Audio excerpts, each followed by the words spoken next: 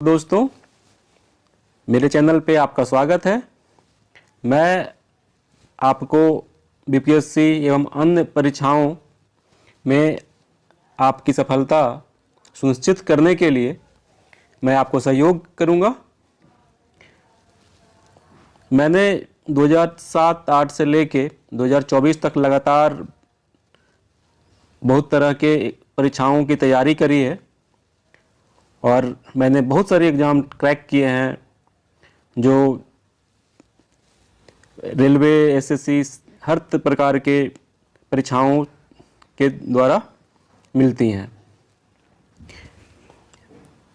इससे पहले कि मैं आपको आगे की रणनीति बताऊं, मैं आप अपने बारे में बता देना चाहता हूं कि मेरा नाम अखिलेश कुमार है और मैं गवर्नमेंट ऑफ बिहार में सेक्शन ऑफिसर के रूप में कार्य कर रहा हूं।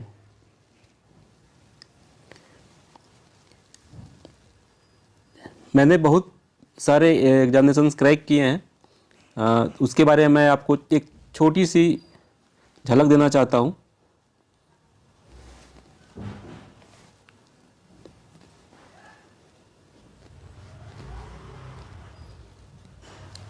हाँ, ये मेरी सफलता के कुछ उदाहरण हैं।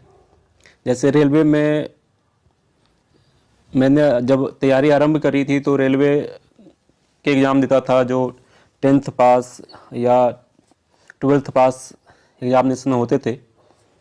तो उसमें आरआरबी भोपाल में टीसीसीसी पर मेरा चयन हुआ था।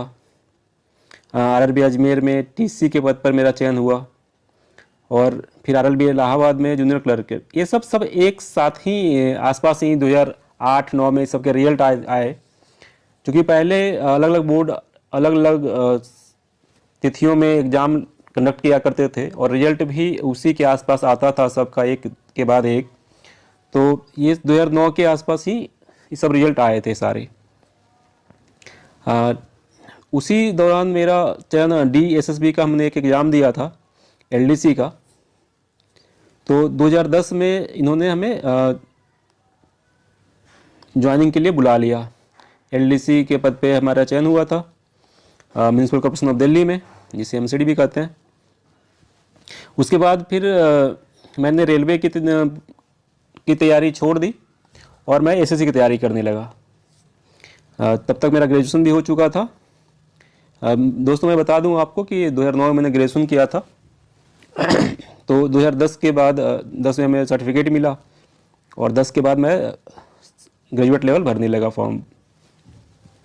2011 में सीजीएल में मेरा चयन हुआ, जूनियर अकाउंटेंट मिला जो पटना में मिल गया था, जो मेरा होम स्टेट है।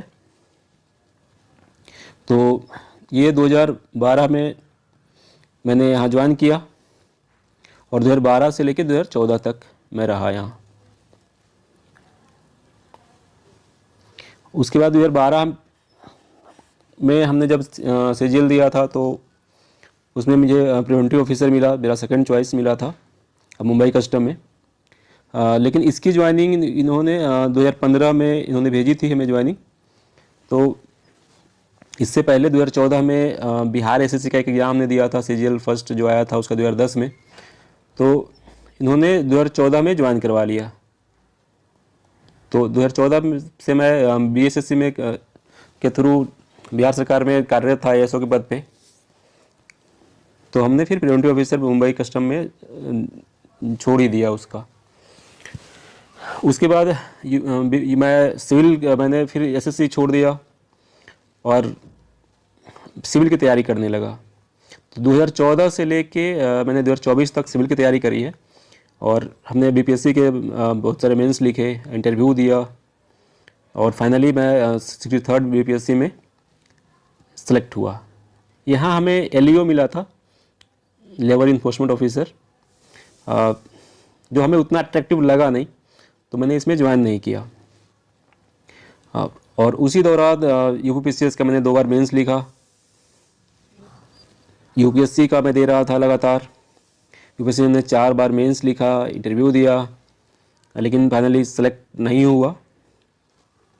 लेकिन फिर भी हमें काफ़ी अनुभव मिला इन सब एग्जामिनेशंस में। और जो हमने गलतियां करी तो मैं चाहता हूं कि वो गलतियां आप नहीं करें। इसके बाद जब मेरा अटेम्प्ट ख़त्म हो गया 2022 में, तो फिर हमें लगा कि एकेडमिक में कुछ देखना चाहिए। असिस्टेंट प्रोफेसर के लिए थोड़ा सा अट्रैक्टिव जॉब होता है। तो मैंने नेट दिया और हिस्ट्री से क्वालिफाई किया।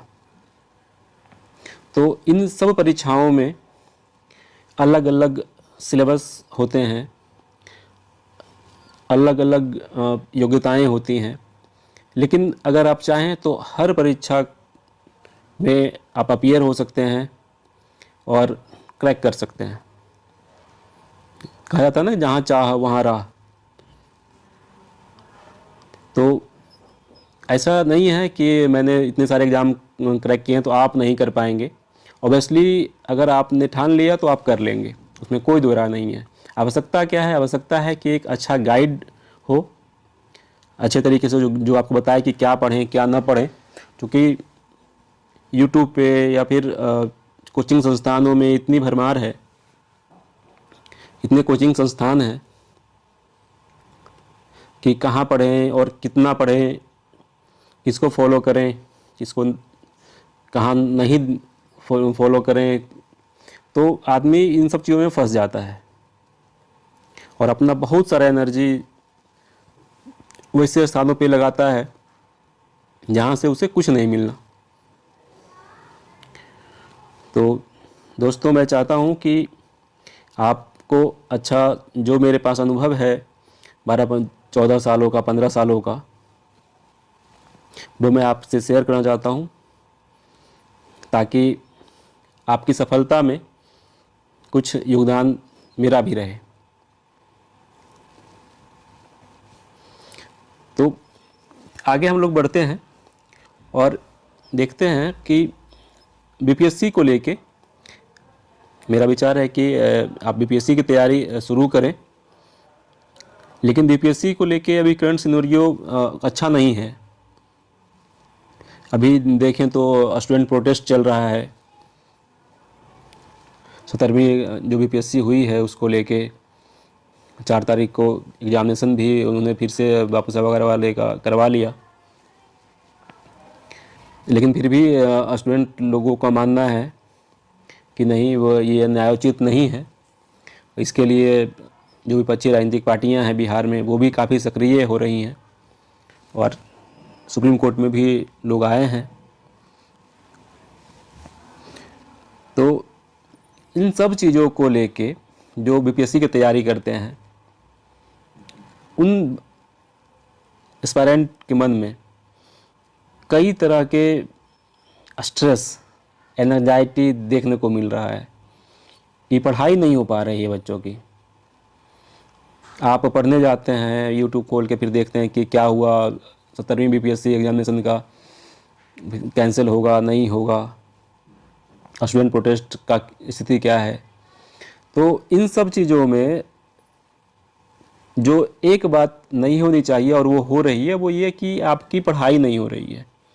स्टडी, जो स्टडी है वो हैम्पर कर रहा है सारे बच्चों का, और स्ट्रेस है, निगेटिविटी फैली हुई है। तो हमें क्या करना चाहिए? What we should do? तो मेरा मानना है कि हमें 2 चीज़ें करनी है। पहला कि स्टूडेंट प्रोटेस्ट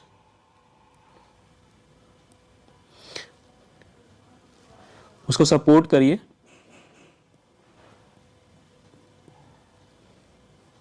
लेकिन उतना ही सपोर्ट करिए जितना आप कर सकते हैं। कहने का तात्पर्य है कि सपोर्ट के साथ साथ, प्रोटेस्ट को सपोर्ट के साथ साथ आपकी पढ़ाई पे भी आपको ध्यान देना चाहिए। क्योंकि जैसा कि हमें पता है कि आने वाले समय में बिहार दरोगा, बिहार में जो सीजीएल 4 आने वाला है,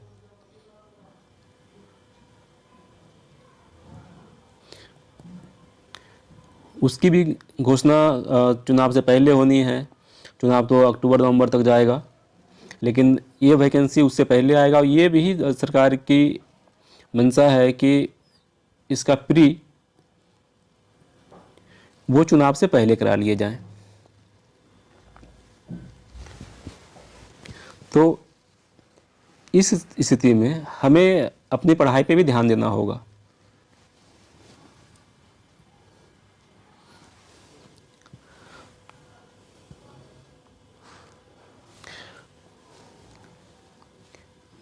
बीपीएससी के वैसे स्टूडेंट जिनका 17वीं में अच्छे मार्क्स आ रहे हैं प्रीलिम्स में, वो मेंस की तैयारी करते रहें। जिनका नहीं आ रहा है वो 71वीं के लिए भी देख सकते हैं। अगर री एग्ज़ाम होता है तो दोनों के लिए ठीक है कि फिर से आपको मौका मिलेगा प्रीलिम्स देने का 17वीं में। अगर एग्ज़ाम कैंसिल नहीं हुआ तो फिर वैसे कैंडिडेट जिनका मार्क्स कम आए हैं वो 71वीं के लिए फिर लग जाएंगे।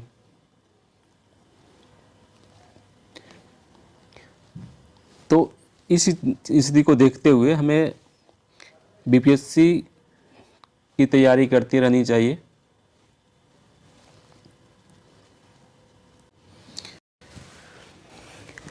तो बीपीएससी को लेकर स्ट्रेटजी आप बना लें। ये न केवल बीपीएससी के लिए काम देगा, बाकी बिहार एसआई,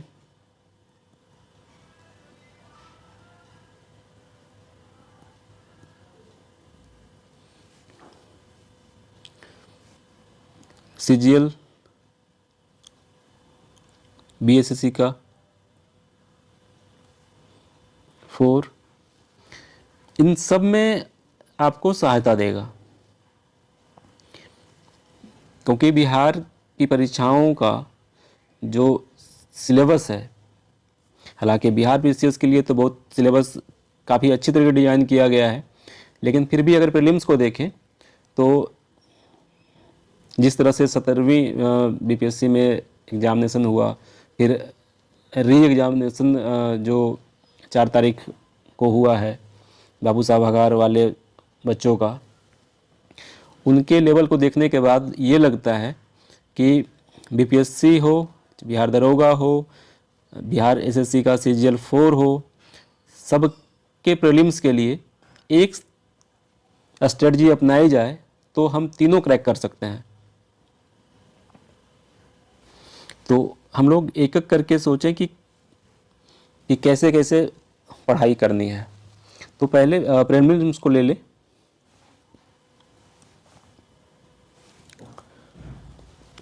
प्रीलिम्स को लेके 2 चीज़ें हैं।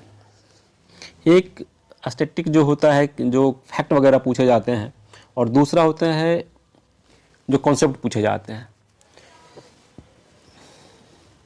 कॉन्सेप्ट की बात करें तो एनसीईआरटी बुक,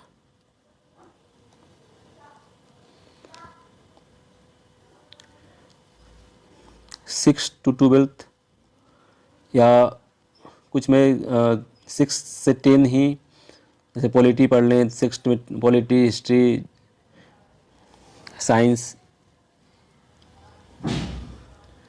ये सब 6 से 10 पढ़ें, और ज्योग्राफी 6 to 12 पढ़ें।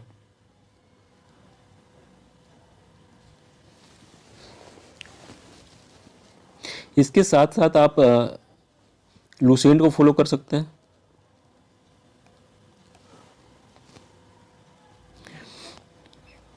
एडिटोरिया ने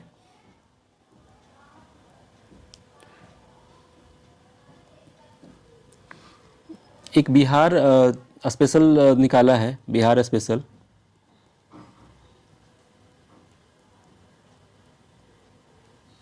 आप इसकी भी तैयारी कर सकते हैं, इसको फॉलो कर सकते हैं, बिहार स्पेशल एडिटोरिया का। इसका बहुत अच्छा बुक है।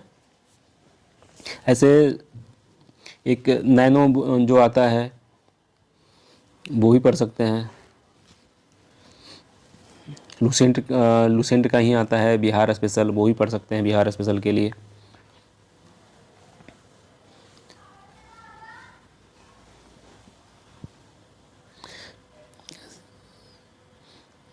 प्रीलिम्स में बिहार पीसीएस का प्रीलिम्स हो, एसआई हो या फिर बिहार एसएससी हो, साइंस का इम्पोर्टेंस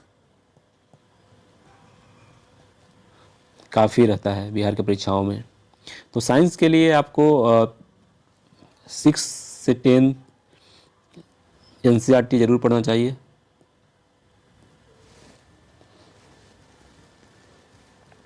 इससे आपका कॉन्सेप्ट क्लियर हो जाएगा और लूसेंट का जो साइंस का पोर्शन है वो पढ़ेंगे तो वो फैक्ट आपको याद हो जाएंगे। तो इन दोनों को मिला के साथ साथ पढ़िए। मेंस के लिए आप एनसीईआरटी फोकस करें और इंटरव्यू की तैयारी साथ साथ होती है। इंटरव्यू व्यक्तित्व का विकास चेक किया जाता है कि कैसा व्यक्तित्व है आपका। तो इसके लिए स्पेसिफिक तैयारी की आवश्यकता है नहीं, ये साथ साथ जब आप प्रीलिम्स पढ़ते हैं, मेंस पढ़ते हैं, तो साथ साथ में इसकी तैयारी होती जाती है। लेकिन जब आप मेंस क्वालिफाई करते हैं उसके बाद मॉक टेस्ट वगैरह भी कोचिंग संस्थानें करवाती हैं, तो आप वहाँ पे भी हेल्प ले सकते हैं।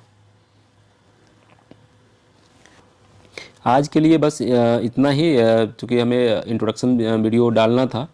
आगे मैं करंट अफेयर्स का और जो स्टैटिक जीएस होता है उसका भी पीडीएफ डालूँगा और क्लास लूँगा। और मेंस की स्ट्रेटजी स्पेशल मैं करवाऊँगा। मेंस में क्या पढ़ें, कौन कौन से बुक हों, ये सब चीज़ का वीडियो मैं जल्द ही लेकर आपके सामने फिर उपस्थित होऊंगा। Thank you.